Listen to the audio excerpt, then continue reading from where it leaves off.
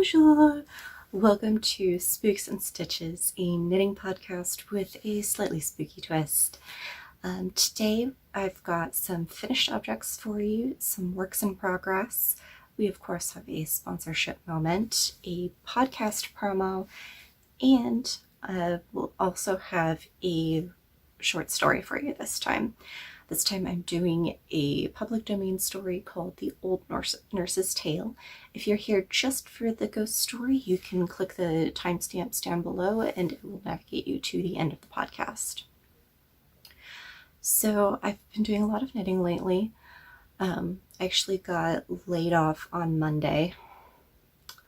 So I've had a lot of knitting time lately, which I'm kind of looking at it as a bonus. It means that I have more time to work on my writing and on my knitting, my designing.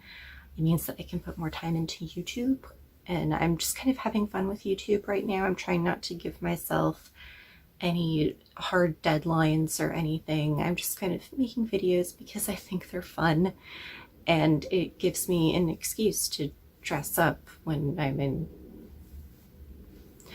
I mean, we're not officially in like quarantine or lockdown or anything anymore, but I have an autoimmune disease, so I'm not really going anywhere. Also, when else am I going to get to wear this fun crocheted witch hat? So, things I finished recently.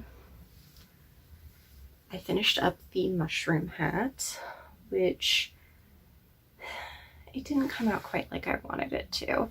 I mean, I knew that this was a prototype. I was just kind of playing around with the design to see how things would work. And it was okay until I blocked it. And then it just went completely shapeless on me. So it doesn't really look so much like a mushroom anymore. So that's disappointing. I might do a second version of this. I haven't decided yet.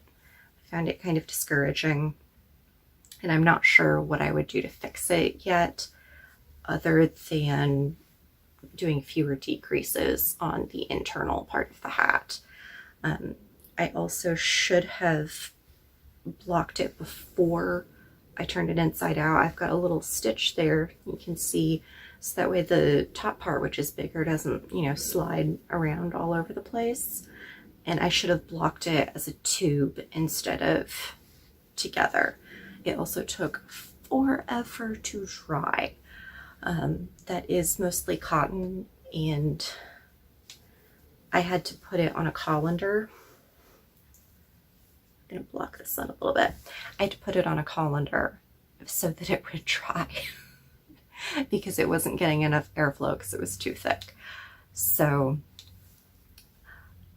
it's a little bit disappointing, but I mean, it's done and it's something that I can think about for later. The other thing that I finished is my rainbow socks, which I forgot to show you in the last podcast. I realized that when I was editing.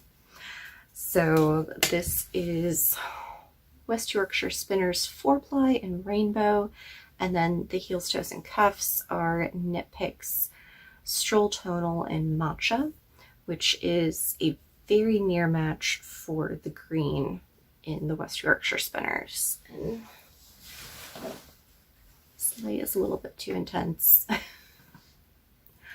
So these are just my basic vanilla sock recipe, which is 62 stitches, size 1 needles, 10 rows of ribbing, and then on this one I did a short row heel. So that's all that I have finished in the last couple of weeks. I do have several whips, however. Oh, and I just realized I forgot one. One moment. Okay, I'm back. Alright, so I finished off the sock that I was making for Ash last week, and I started the second one. And this is the Unique Sheep, their green sheep base. The colorway is Boo, and it's shades of like a yellowy orange, purple, and sort of a gray color that goes in between the two. And this sits on my big desk in the living room where I was working my day job, but I also write there in the mornings. So this sits by my laptop so that I can, have something to do with my hands while I'm editing. And this isn't an actual yarn bowl. I found this at the thrift store for, I don't know, like $3. And it is handmade. And the reason I love this is because it's very similar to some pieces that I made in college. And the holes mean that I can conceivably use it as a yarn bowl. It's just that the way this ball is wound is kind of messy, so it doesn't roll nicely if I use a hole, but the bowl still keeps it in place. So I haven't worked on that in a few days. I'll probably get back to it tomorrow once I go back to my workday schedule. Second thing that I've been working on that's been taking most of my attention is the crumb. This is an Andy Satterland pattern that I'm making for Ash also. And last time you saw this, I had just done like the back of the yoke and I was starting the right front. Well, I have left and right fronts done. I've picked up and joined, and then I'm starting on the body. I am making some slight adjustments to this. For example, I did add a couple extra increases by the armhole at the front and back, just like a total of 4. And just to get a slightly better slope and shape on that. And then I'm knitting the size 52-inch bust, which says to cast on 27 stitches under the arm. But when I tried that on with Ash, it was just way too big. So I cast on 17, which is 2 sizes down. And that's working much better. I'm also removing the decreases that she says to do under the arm, just because bodies are not standard shapes, and if I put those decreases there, it's not going to be big enough for Ash's bust line. So I'm working on that. I think I've got one more pattern repeat to do, and then I can do a few decreases there for the waist because she has a very low waist. I'm also thinking that I might add a couple extra pattern repeats just to the length of the body because she has a very long torso, but we shall see how things turn out. Okay, my next project is the espresso shot tank that I'm designing, and I spent hours working on this yesterday and it still looks like nothing because I had to rip out everything that I did 3 times. So this is what it looks like. I have 2 straps and I'm at the point where I can pick up stitches for the back, which is where these pieces will be attached. And then you'll have your tank top with the cross in the back. I messed up casting on and picking up those stitches 3 times. I'm not even joking. I was so mad at myself that I ended up just chucking the pattern or the project bag across the room. So I'm gonna try again. Maybe not today. It may need to think about what it's done for a little bit longer, but I will be getting back to this.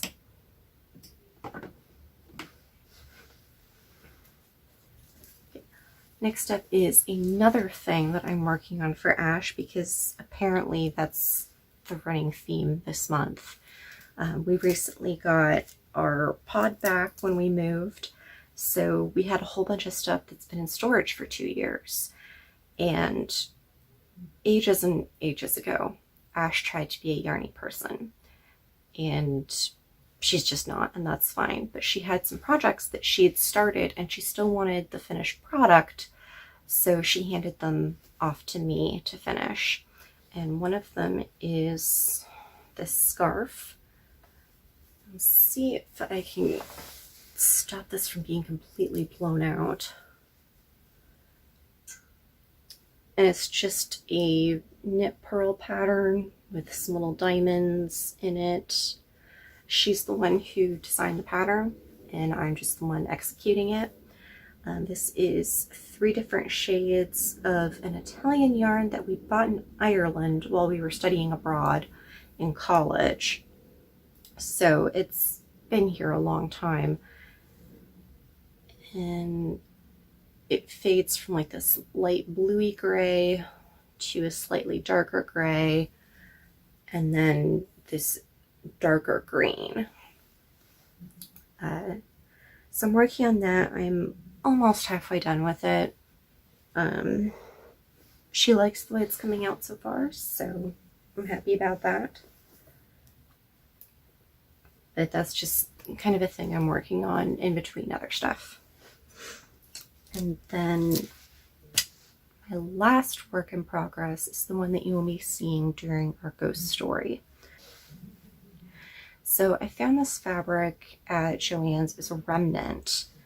And as I mentioned before, I love flamingos. So this is just regular polar fleece. But remnants at Joann's are usually less than a yard. That's their company policy. But this one was like 1.33 yards or 1.5 yards, so I went ahead and grabbed it.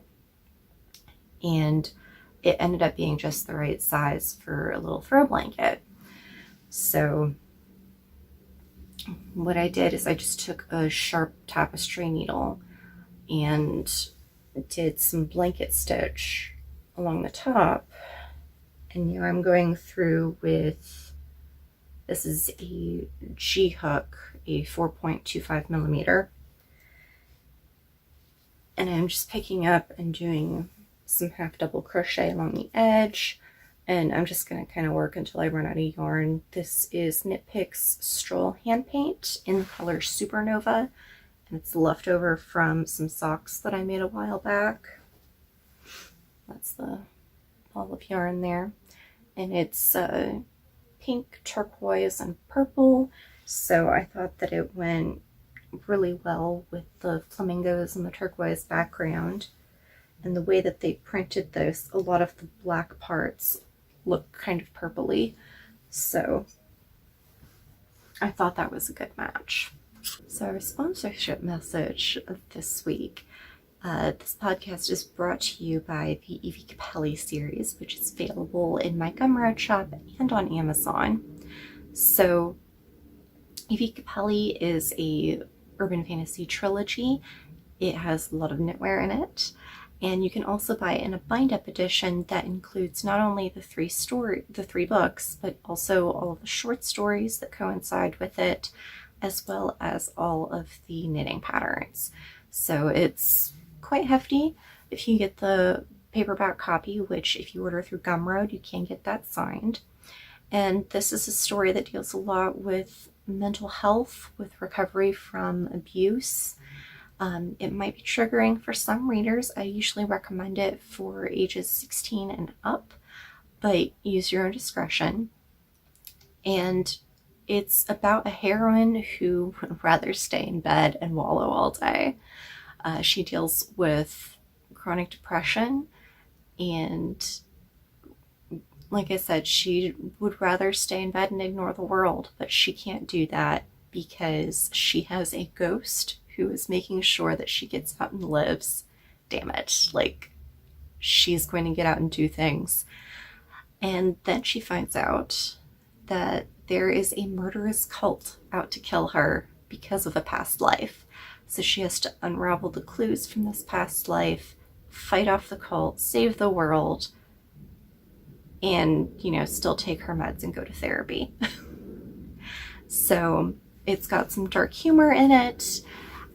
It was a very personal story for me to write. I wrote it while I was in college and was dealing with a lot of things, not so much the murderous cult, but definitely the chronic depression and the recovery part of it. But it's a very fun story in a lot of ways, and it shows her progression from like the lowest of the low to when she starts finding her feet and getting her confidence back, or finding it for the first time, really. So all of those links will be down below.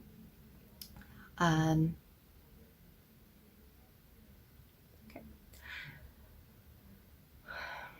And our podcast shout out this time is True Crime and Knit by The Drunk Knitter. It's available here on YouTube and also on podcatchers. I listen to it on Google. And it's a true crime podcast that is extremely victim focused, which is what I really like about it.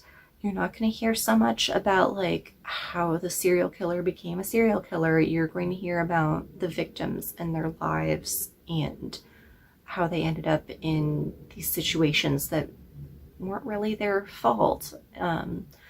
She focuses a lot on people of color and Native communities. I've only just started listening to her, but I'm really enjoying all of the episodes that I've listened to so far. I think that there's 6 up on Google, but there's a lot more available on her YouTube channel. So I highly recommend that. When things start to get too intense, she takes what she calls a knittermission. So if you enjoy Spooks and Stitches, you'll definitely enjoy True Crime and Knit.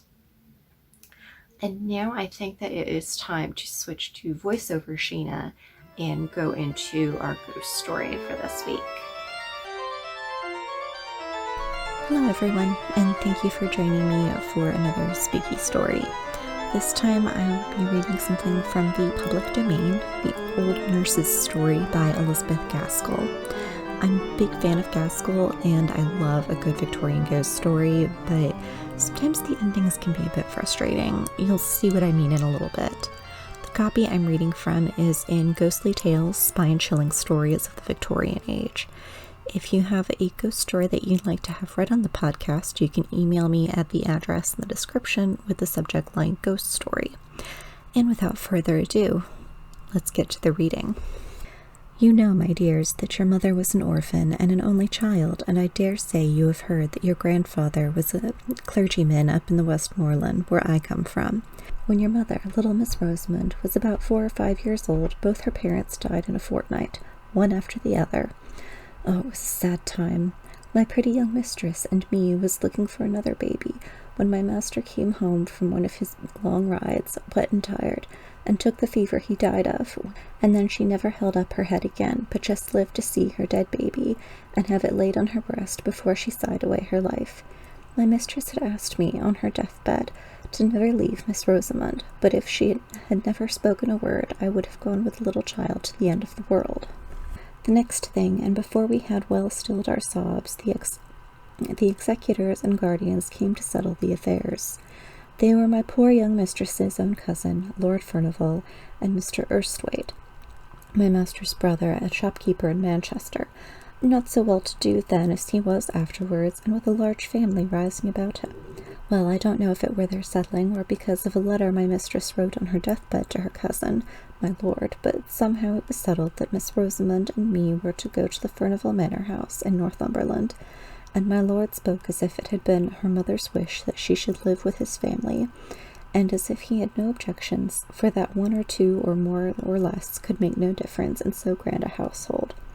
So, though that was not the way in which I should have wished the coming of my bright and pretty pet to have been looked at, who was like a sunbeam in any family, and be it never so grand, I was well pleased that all the folks in the dale should stare and admire when they heard that I was going to be the young lady's maid at my Lord Furnival's at Furnival Manor.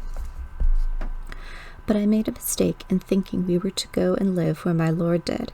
It turned out that the family had left Furnival Manor House 50 years or more. I could not hear that my poor young mistress had ever been there, though she had been brought up in the family, and I was sorry for that, for I should have liked Miss Rosamond's youth to have passed where her mother's had been.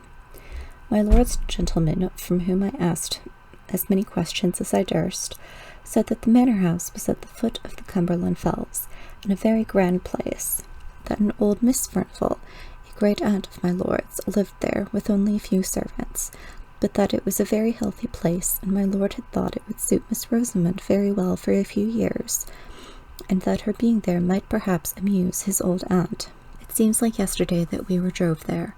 We had left our own dear parsonage very early, and we had both cried as if our hearts would break, though we were travelling in my lord's carriage, which I thought so much of once.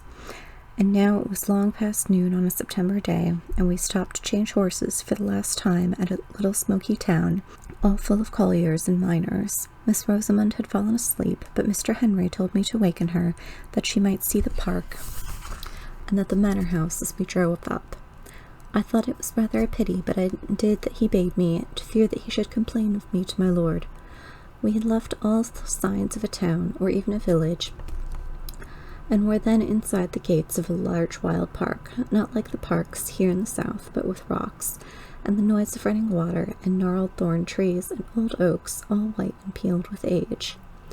The road went up about 2 miles, and then we saw a great stately house, with many trees close around it, so close that in some places their branches dragged against the walls when the wind blew, and some hung broken down, for no one seemed to take much charge of the place, to lop the wood or keep the moss-covered carriageway in order. Only in front of the house all was clear. The great oval drive was without a weed, and neither tree nor creeper was allowed to grow over the long, many-windowed front.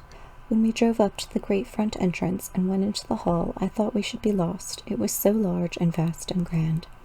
There was a chandelier, all of bronze, hung down from the middle of the ceiling, and I had never seen one before, and looked at it all in amaze.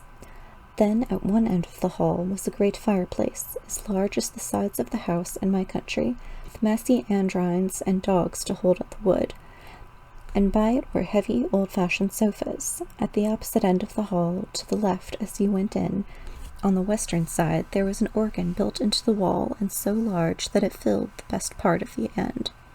Beyond it, on the same side, was a door, and opposite, on each side of the fireplace, were also doors leading to the east front, but I never went through as long as I stayed in the house, so I can't tell you what lay beyond. The afternoon was closing in, and the hall, which had no fire lighted in it, looked dark and gloomy, but we did not stay there a moment. The old servant, who had opened the door for us, bowed to Mr. Henry, and took us in through the door at the further side of the great organ, and led us through several smaller halls and passages into the west drawing-room, where he said that Miss Furnivall was sitting. Poor little Miss Rosamond held very tight to me, as if she were scared and lost in the great place, and as for myself, I was not much better. The west drawing-room was very cheerful-looking, with a warm fire in it and plenty of good, comfortable furniture about.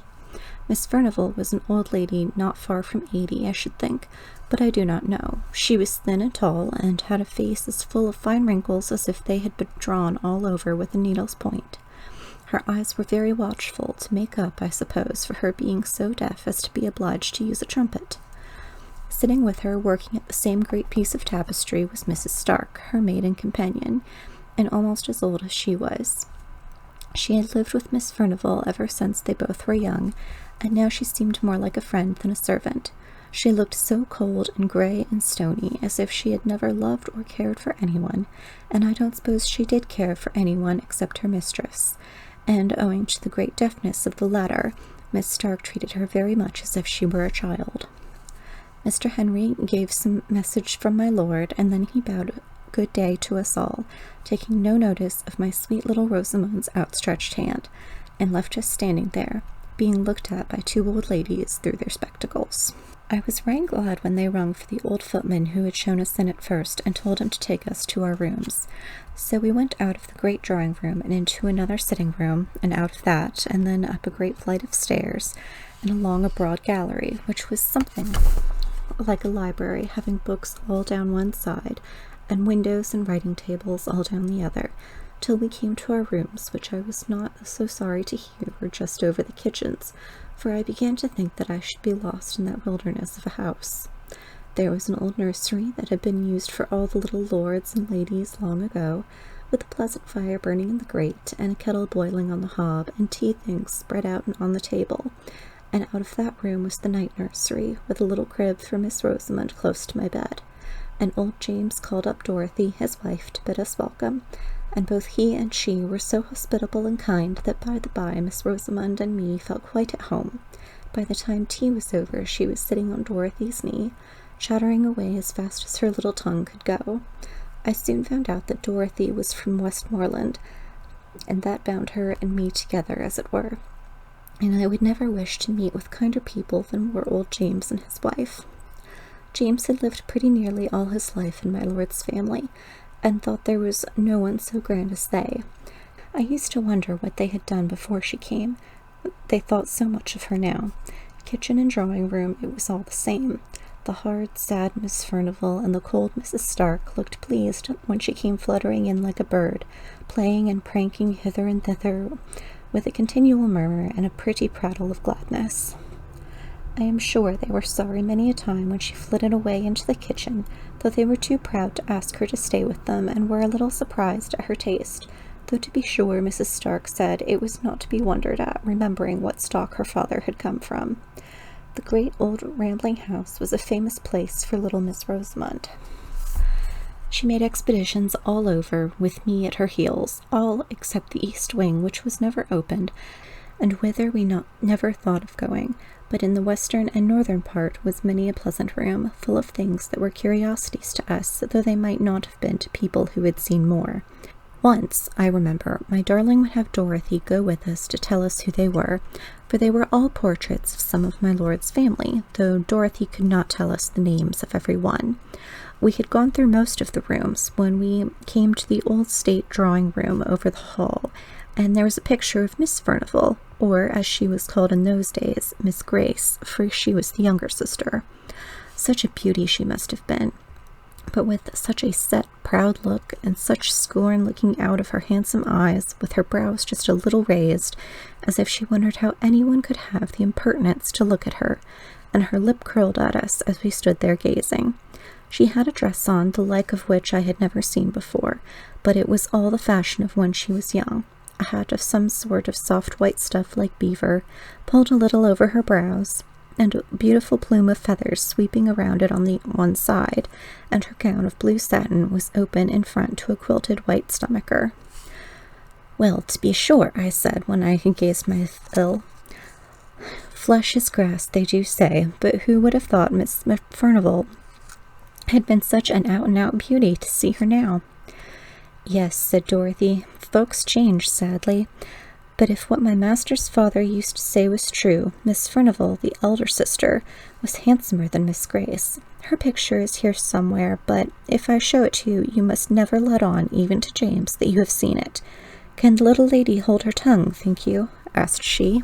I was not so sure, for she was such a little sweet, bold, open-spoken child, so I set her to hide herself, and then I helped Dorothy to turn a great picture that leaned with its face towards the wall, and was not hung up as the others were. To be sure, it beat Miss Grace for beauty, and I think for scornful pride, too, though in that matter it might be hard to choose. I could have looked at it for an hour, but Dorothy seemed half frightened of having shown it to me, and hurried it back again, and bade me run and find Miss Rosamond, for that there were some ugly places in the house, where she should like ill for the child to go. I was a brave, high-spirited girl, and thought little of what the old woman said, for I liked hide-and-seek as well as any child in the parish, so off I ran to find my little one. As winter drew on and the days grew shorter, I was sometimes almost certain that I heard a noise as if someone was playing on the great organ in the hall. I did not hear it every evening, but certainly I did very often, usually when I was sitting with Miss Rosamond after I had put her to bed, and keeping quite still and silent in the bedroom. Then I used to hear it booming and swelling away in the distance. The first night, when I went down to my supper, I asked Dorothy who had been playing the music, and James said very shortly that I was a gawk and to take the wind soughing among the trees for music. But I saw Dorothy look at him very fearfully, and Bessie, the kitchen maid, said something beneath her breath, and went quite white. I saw they did not like my questions, so I held my peace till I was with Dorothy alone, when I knew I could get a good deal out of her. So the next day I watched my time, and I coaxed and asked her who it was that played the organ, for I knew that it was the organ and not the wind well enough, for all I had kept my silence before James. But Dorothy had had her lesson, I'll warrant, and never said a word. So I tried Bessie, though I had always held my head rather above her, as I was even to James and Dorothy, and she was a little better than their servant. So she said I must never, never tell, and if I ever told, I was never to say that she had told me. But it was a very strange noise, and she had heard it many a time, but most of all on winter nights and before storms. And folks did say that it was the old lord playing on the great organ in the hall, just as he used to do when he was alive. But who the old lord was, or why he played, and why he played on stormy winter evenings in particular, she neither could not or would not tell me. Well, I told you I have a brave heart, and I thought it was rather pleasant to have that grand music rolling about the house. I thought at first that it might be Miss Furnivall who played, unknown to Betsy.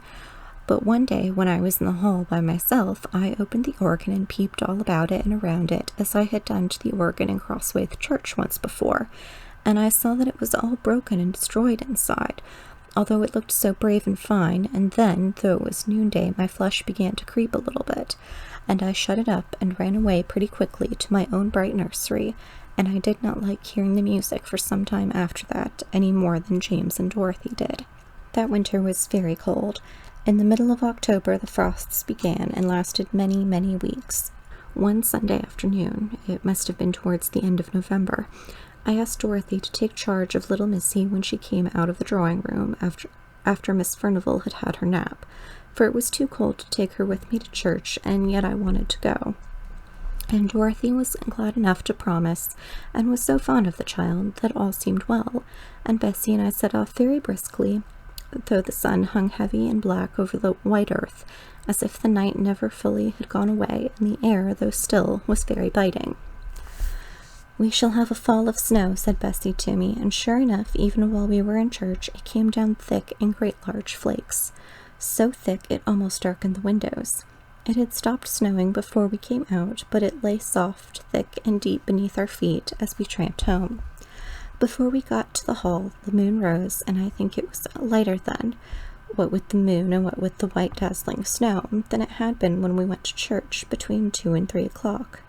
So when I went to Dorothy in the kitchen to fetch Miss Rosamond and take her upstairs with me, I did not much wonder when the old woman told me that the ladies had kept the child with them, and that she had never come into the kitchen as I had bidden her, when she was tired of behaving pretty in the drawing-room. So I took off my things and went to find her, and bring her to supper in the nursery. But when I went into the best drawing-room, there sat the 2 old ladies, very still and quiet, but looking as if nothing so bright and merry as Miss Rosamond had ever been near them. Still, I thought she might be hiding it from me. It was one of her pretty ways, and that she had persuaded them to look as if they knew nothing about her. So I went softly peeping under this sofa and behind that chair, making believe I was sadly frightened at not finding her. "What's the matter, Hester?" said Mrs. Stark sharply.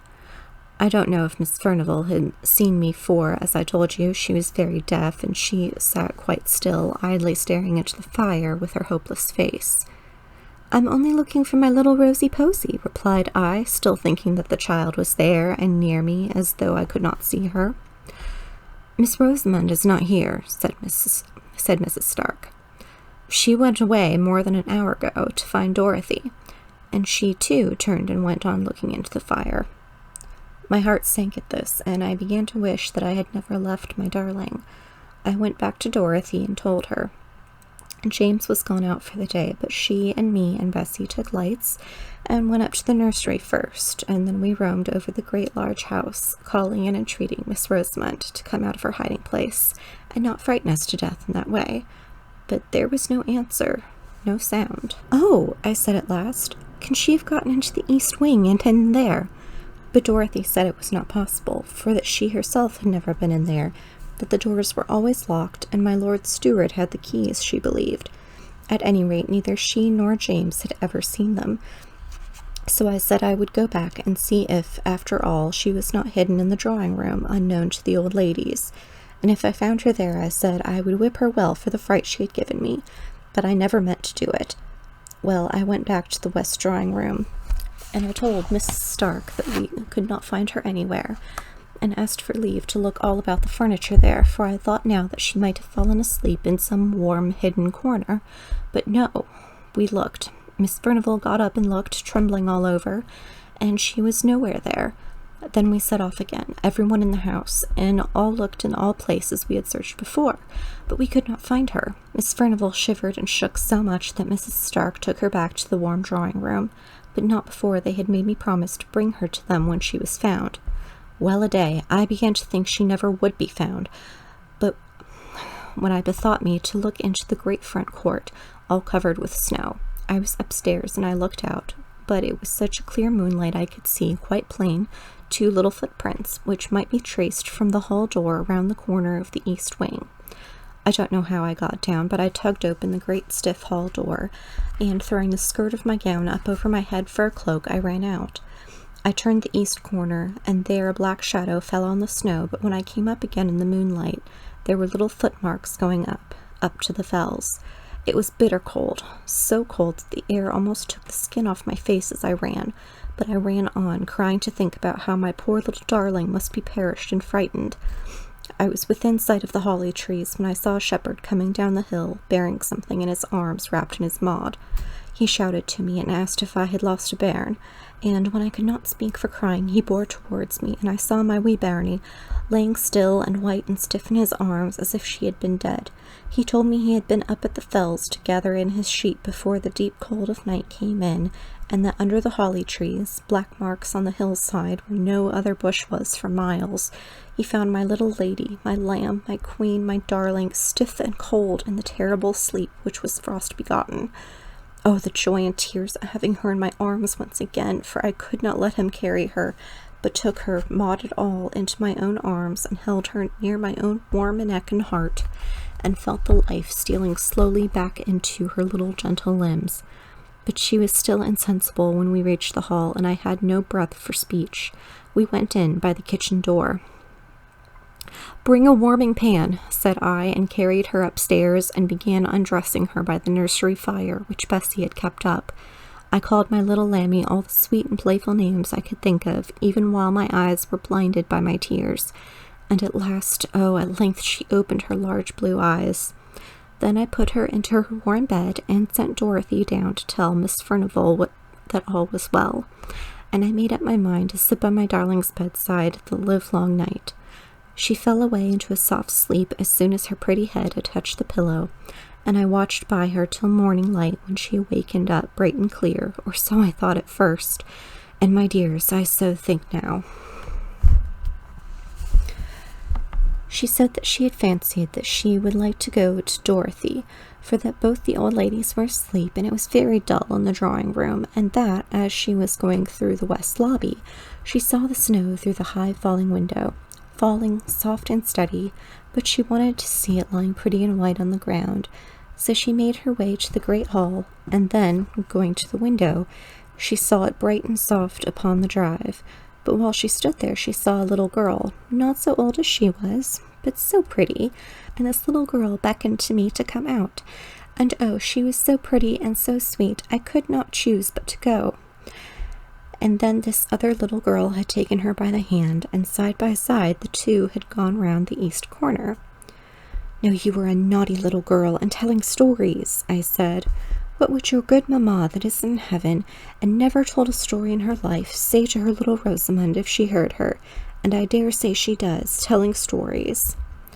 "Indeed, Hester," sobbed my little child, "I'm telling you true. Indeed I am."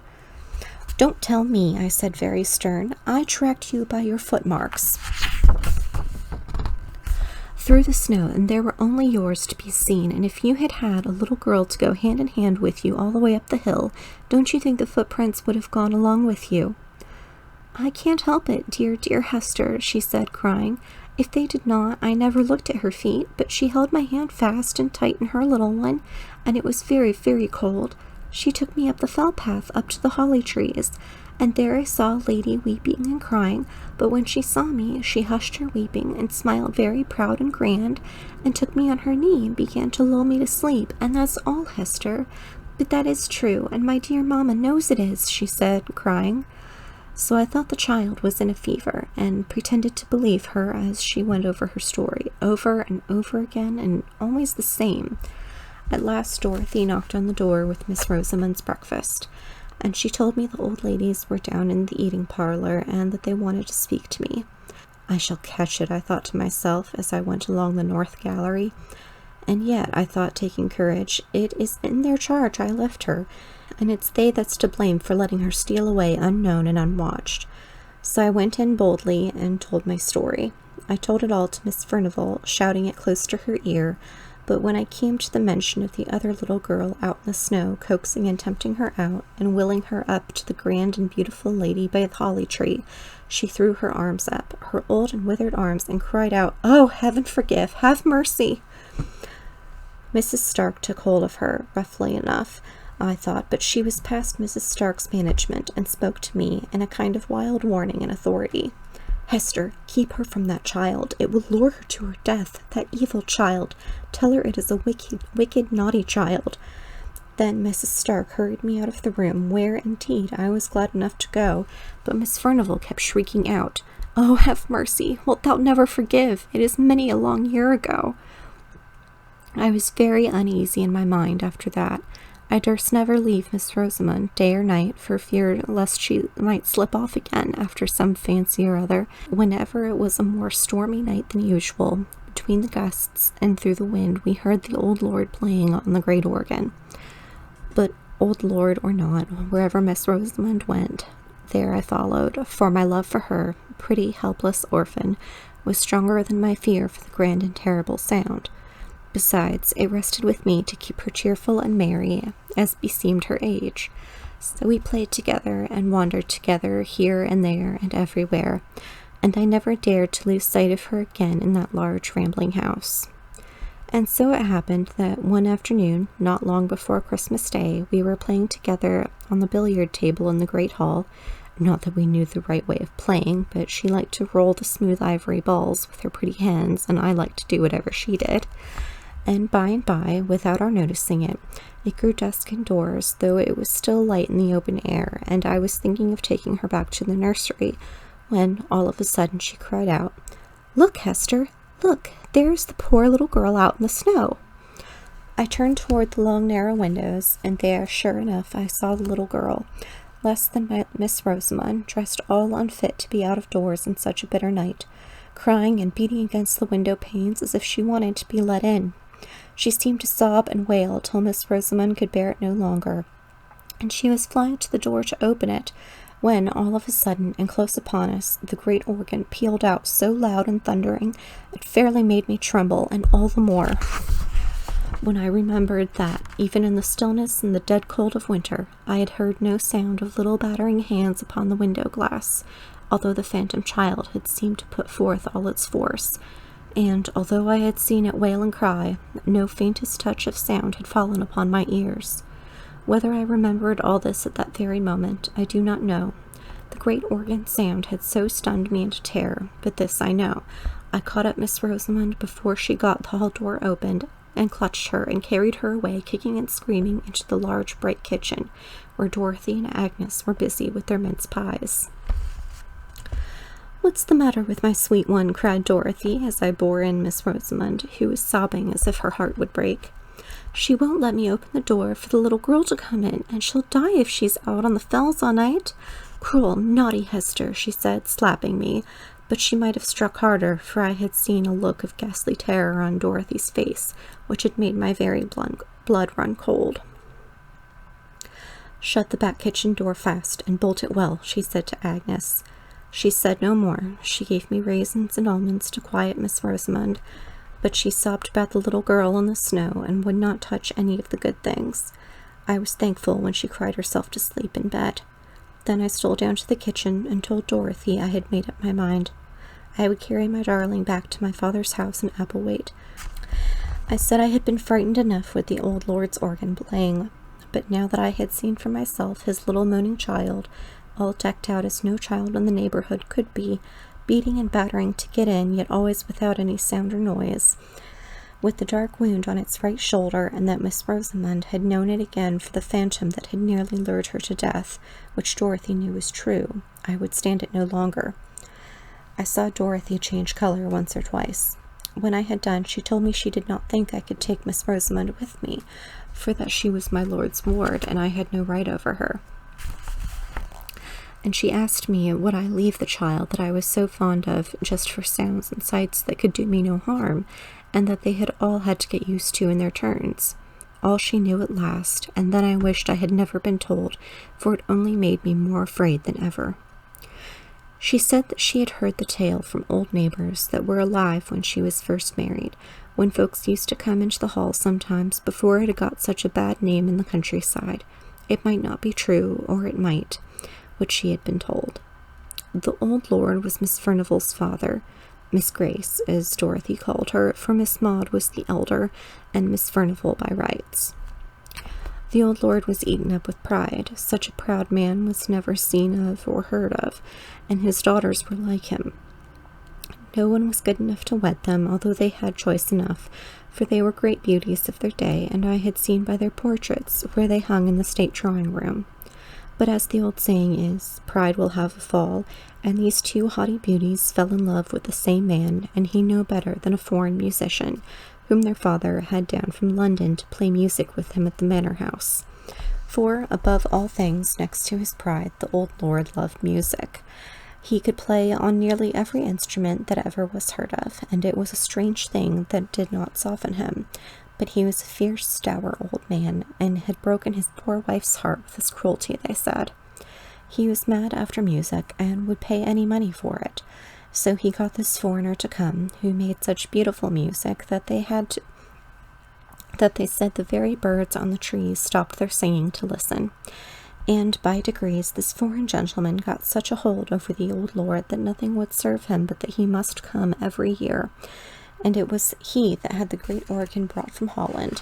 He taught the old lord to play it, but many and many a time when Lord Furnivall was thinking of nothing but his fine organ and his finer music, the dark foreigner was walking abroad in the woods with one of the young ladies, now Miss Maud and then Miss Grace. Miss Maud won the day and carried off the prize, such as it was, and he and she were married, all unknown to anyone, and before he made his next yearly visit, she had been confined of a little girl in a farmhouse in the moors, while her father and Miss Grace thought she was away at Doncaster races. But though she was a wife and a mother, she was not a bit softened, but as haughty and as passionate as ever, and perhaps more so, for she was jealous of Miss Grace, to whom her foreign husband paid a deal of court, by way of blinding her, as he told his wife. But Miss Grace triumphed over Miss Maud, and Miss Maud grew fiercer and fiercer, both with her husband and with her sister, and the former, who could easily shake off what was disagreeable and hide himself in foreign countries, went away a month before his usual time that summer, and half threatened that he would never come back again. Meanwhile, the little girl was left in the farmhouse, and her mother used to have her horse saddled and gallop wildly over the hills to see her once every week, at the very least. For where she loved, and where she hated. And the old lord went on playing on his organ, and the servants thought the sweet music he made had soothed down his own awful temper, for which, Dorothy said, some terrible tales could be told. He grew infirm, too, and had to walk with a crutch, and his son, that was the present Lord Furnivall's father, was with the army in America, and the other son at sea, so Miss Maud had it pretty much her own way, and she and Miss Grace grew colder and bitterer to each other every day, till at last they hardly ever spoke, except when the Lord was by.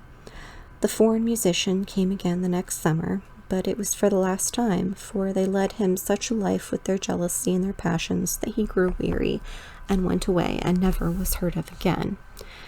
And Miss Maud, who had always meant to have her marriage acknowledged when her father should be dead, was now left a deserted wife, whom nobody knew to have been married, with a child that she dared not own, though she loved it to distraction, living with a father whom she feared and a sister whom she hated. When the next summer passed over, and the dark foreigner never came, both Miss Maud and Miss Grace grew gloomy and sad. Miss Maud brightened, for her father grew more and more infirm, and more than ever carried away by his music, and she and Miss Grace lived almost entirely apart, having separate rooms, one in the west side, where Miss Maud on the east.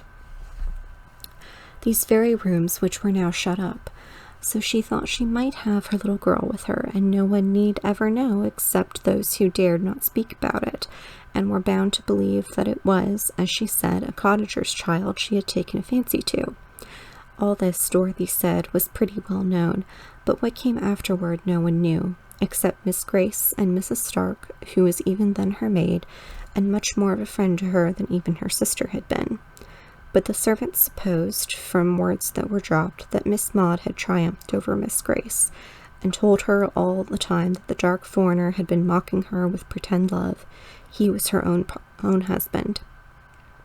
The color left Miss Grace's cheek and lips that very day forever, and she was heard to say many a time that sooner or later she would have her revenge, and Mrs. Stark was forever spying about the east rooms.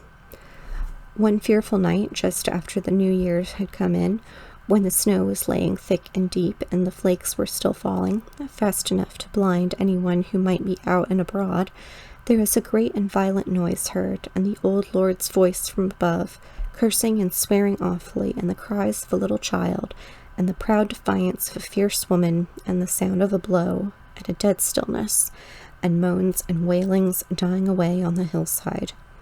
Then the old lord summoned all his servants, and told them with terrible oaths and words more terrible that his daughter had disgraced herself, and that he had turned her out of doors, her and her child, and that if ever they gave her help or food or shelter, he prayed that they might never enter heaven. And all the while Miss Grace stood by him, white and still as any stone, and when he had ended, she heaved a great sigh, as much as to say her work was done, and her end was accomplished. But the old lord never touched his organ again, and died within the year, and no wonder, for on the morrow of that wild and fearful night, the shepherds, coming down the fell side, found Miss Maud sitting, all crazy and smiling, under the holly trees, nursing a dead child with a terrible mark on its right shoulder. But that was not what killed it, said Dorothy. It was the frost and the cold. Every wild creature was in its hole, and every beast in its fold, while the child and its mother were turned out to wander on the fells. And now you know, and I wonder if you are less frightened now. I was more frightened than ever, but I said I was not. I wished Miss Rosamond and myself well out of that dreadful house forever, but I would not leave her, and I dared not take her away. But oh, how I watched her and guarded her. We bolted the doors and shut the window shutters fast, an hour or more before dark, rather than leave them open 5 minutes too late.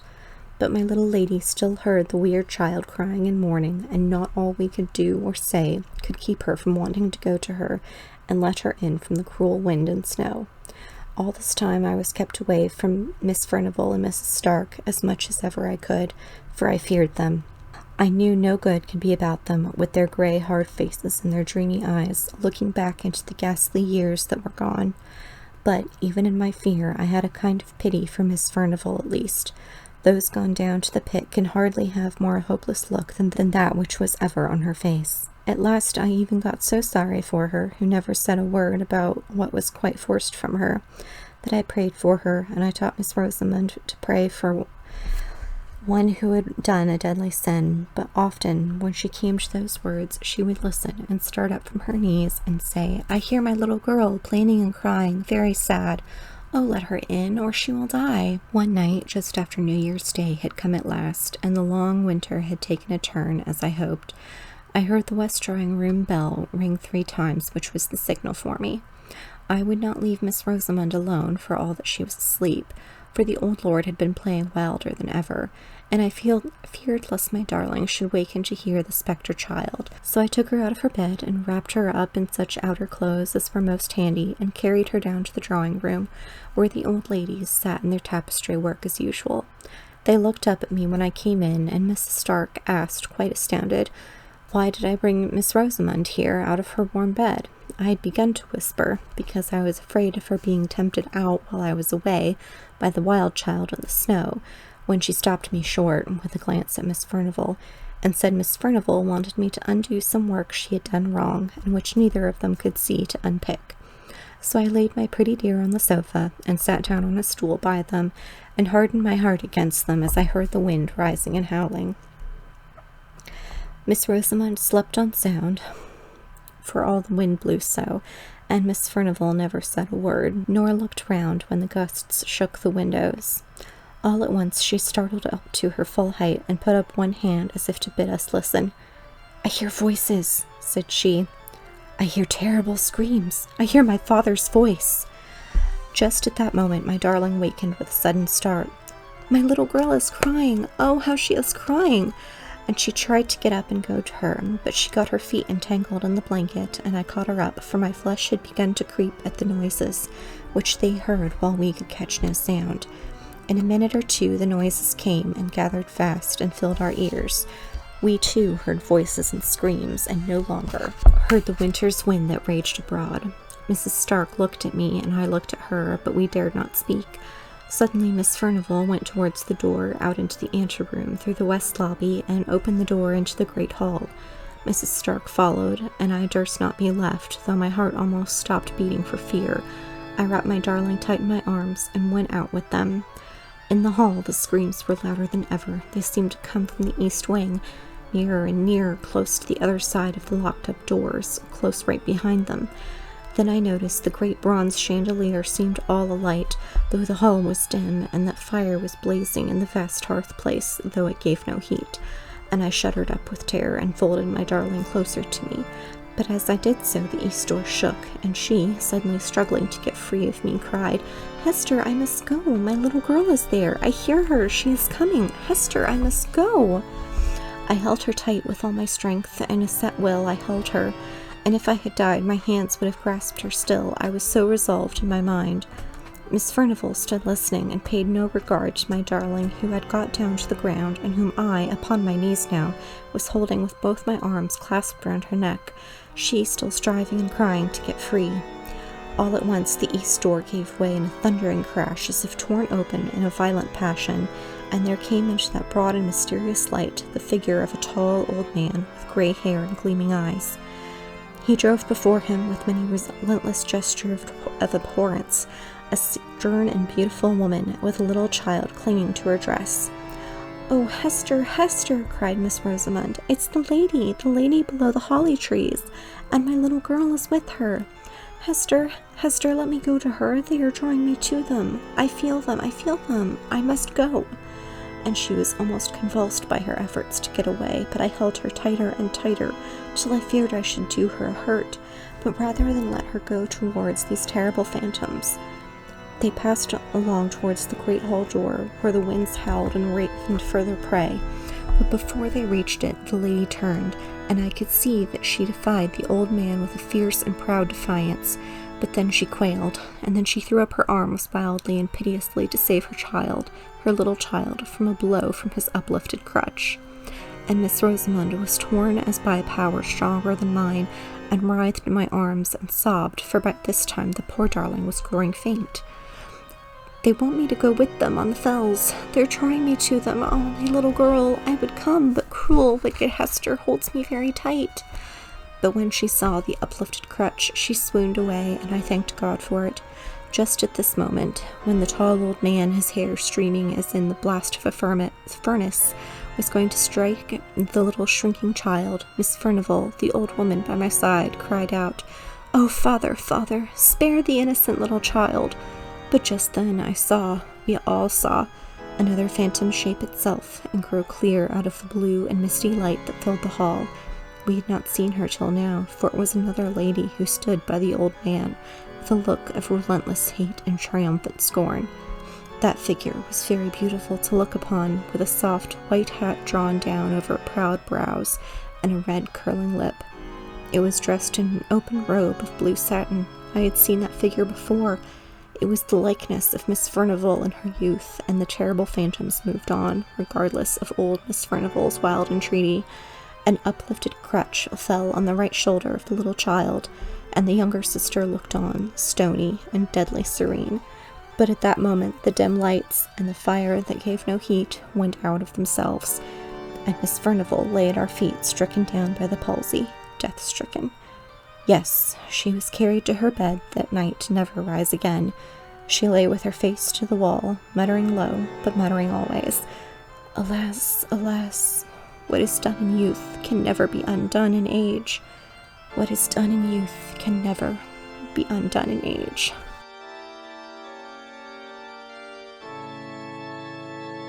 So, thank you for joining me for that story. Please don't forget to check out my website, my Patreon. You can also follow me on Twitter and Instagram, and I will have all relevant links in the description down below. I hope you have a wonderful night and that you have something cute and fluffy to snuggle with. Ciao. Yes. I'm a good boy.